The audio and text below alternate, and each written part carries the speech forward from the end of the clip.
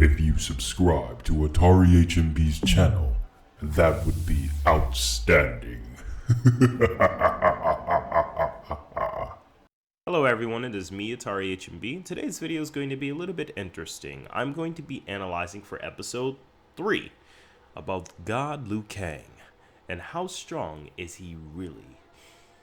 I just want to make as a disclaimer, just because game mechanics prohibit feats and capabilities do not issue the pure limitations of hacks and manipulation.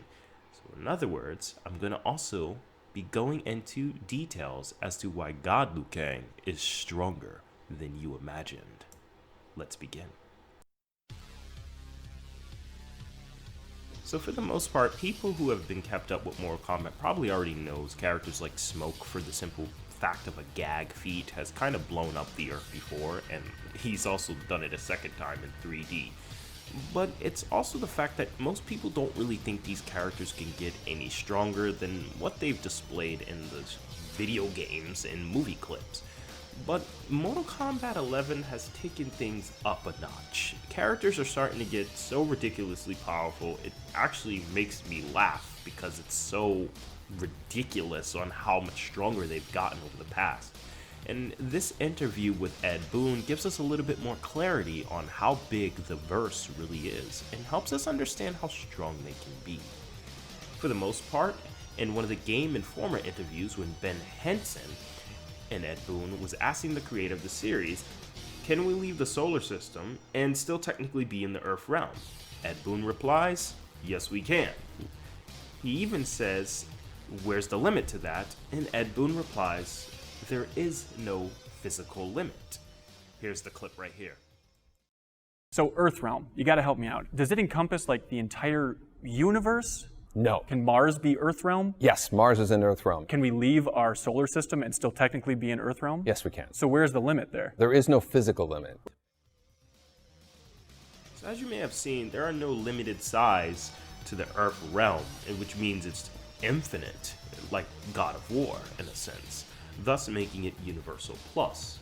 This includes Earth realm, Outrealm, the Nether realm, Edenia, the Chaos realm, the Order realm, and Heaven.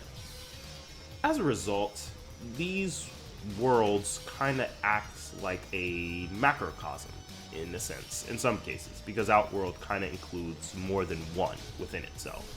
But basically, Mortal Kombat does have a multiverse structure, and for those who don't believe it, there's even more evidence I have.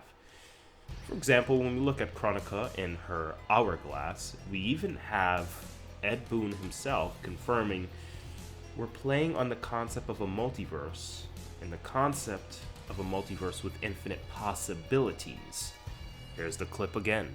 The one bringing them, but we're kind of playing on the concept of a multiverse with infinite possibilities. So it's just like the time stream is getting all messed up, and so all the gear is just scattered all around the world at this point? Yeah, let's go with that.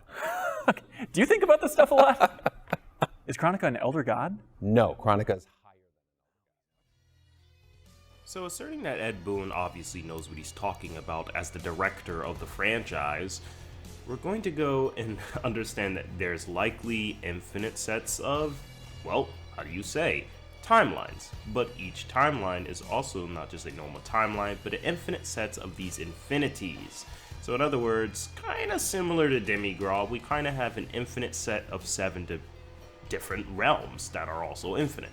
So in other words, not only are the 7 realms pretty much the existence of a multiverse within itself, or a low multiverse, but you pretty much have a higher existence of these on a different timeline.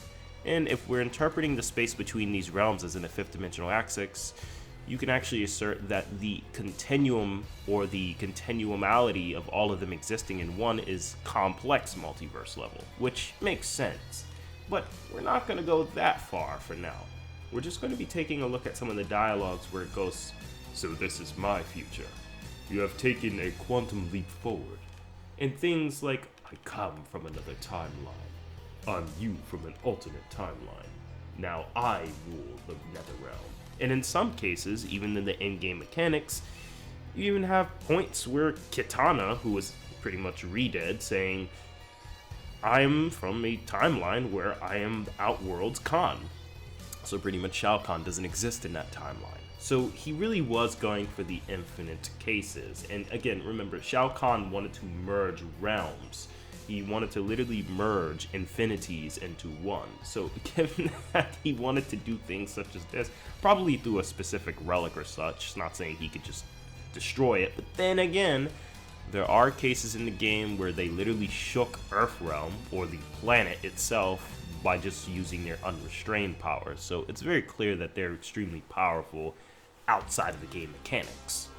Now, when you look into the actual game mechanic, and for those who've played it, Liu Kang in its god form is actually unaffected by the time hacks Kronika does. It sends everyone else back. This is important because this confirms Kronika's power.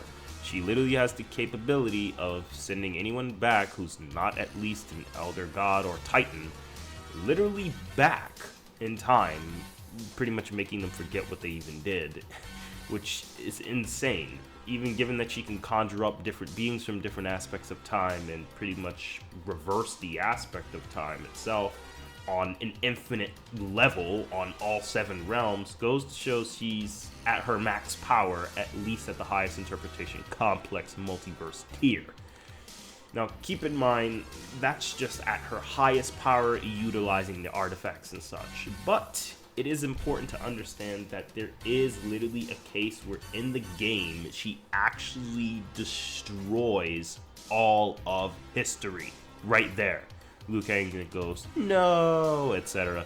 But Dude, she what the heck does was destroy that? That was all terrible. of history and all of the timelines and pretty much resets everything.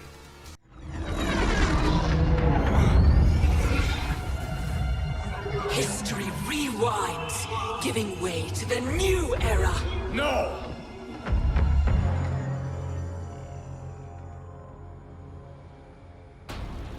The realms as you knew them are undone, erased. You cannot save a future that no longer exists. There is only the new era. This has to at least put her at 5th dimensional or 6th dimensional, or at least at a level of multiverse plus, bare minimum. So after she is defeated within the game, it's actually shown that characters such as Liu Kang was able to actually get her power, as it's stated, for all protection. So he sampled, he says, for the protection of all, I shared Kronika's power with the people I trust and love the most. And they later replaced the Elder Gods in the game, and they pretty much recreated everything. He even recreated everything with Kitana, implying he gave her part of that power, and they pretty much refreshed and restarted a brand new construct of infinite histories. And with that said, this all together tells us that Liu Kang in his god form is literally multiverse plus level, or at least 5th dimensional. Well, that's pretty much it for this video. I wanted to show people this because Mortal Kombat is a lot more impressive than people actually gave it credit for, similar to God of War. Characters are well beyond their video game counterparts or their game mechanic counterparts, but I hope this gave you an idea of how crazily strong Liu Kang really is. That's not even including some of the miniature hacks and resistances he showed in the game, but it does show you that as he was fighting outside the boundaries of time, essentially, it does give some, proper interpretation that he could be immeasurable if he needed to be.